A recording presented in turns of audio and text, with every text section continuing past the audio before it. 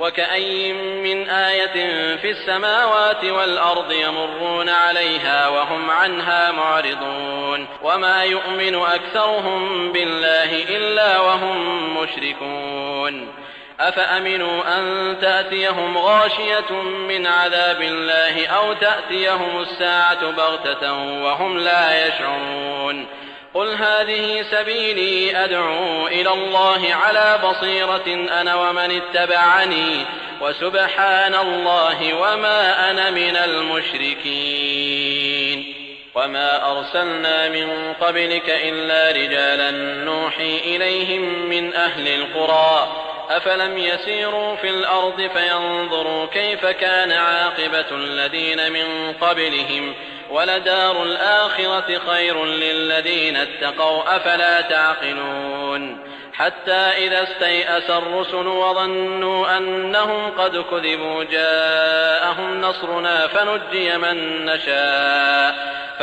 من نشاء ولا يرد بأسنا عن القوم المجرمين لقد كان في قصصهم عبرة لأولي الألباب ما كان حديثا يفترى ولكن تصديق الذي بين يديه وتفصيل كل شيء وهدى ورحمة لقوم يؤمنون. आकाशामध्ये आणि जमिनीमध्ये अगणित निशाणे आहेत ज्यावर ओझरती नजर टाकून हे लोक पुढे निघून जातात, परंतु हकीकतीकडे लक्ष देत नाहीत. आणि बहुतेक लोकांची ही अवस्था आहे की ते अल्लाहवरही ईमान राखतात आणि त्याचबरोबर शिर्कही करतात. काय त्यांना अल्लाहच्या अजाबची भीती वाटत नाही की त्यानं अचानक येऊन त्यांना घेरा टाकावा किंवा अचानक यांच्यावर कयामत कोसळावी? या स्थितीत की ते अगदी बेखबर असावेत? हे मुहम्मद सल्लल्लाहु अलैहि वसल्लम यांना सांगून टाका की हा माझा मार्ग आहे.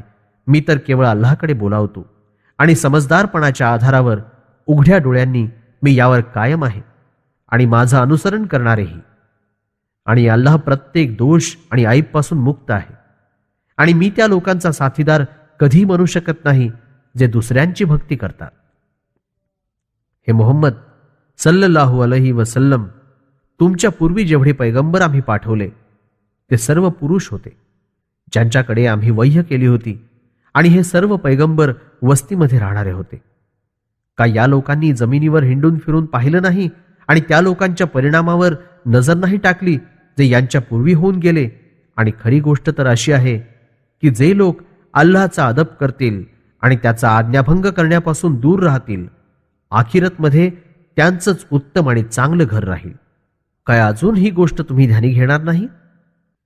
पैगंबराच्या बोलवण्यावर लोकांचा विरोध या मर्यादेपर्यंत पोहोचला की इन्कार करणाऱ्यांच्या मार्गदर्शनासाठी उघड साधनांची पैगंबरांना उमेदच राहिली नाही.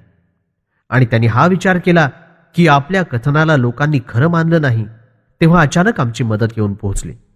आम्ही ज्या कोणाला इच्छिलं त्यालाच मुक्ती दिली गेली आणि अपराधी जमातीला नेस्तनाबूत करण्यासाठी आमच्या अजाबला टाळलं जाऊ शकत नाही. या सर्व घटनांमध्ये बुद्धिमान लोकांकरता बोध आणि भरपूर उपदेश आहे. हे कुराण एखादी मनानं तयार केलेली गोष्ट नव्हे, उलट याच्या पूर्वी जे ग्रंथ मानवजातीच्या मार्गदर्शनासाठी आलेले आहेत ते सत्य असल्याचं सांगतो आणि प्रत्येक गोष्टीचा तपशील उघड करून सांगतो. आणि या कुराणद्वारे इमानधारक लोकांना उचित मार्ग लाभतो आणि त्यांच्यावर अल्लाहची मेहरबानी निश्चितपणे होईल.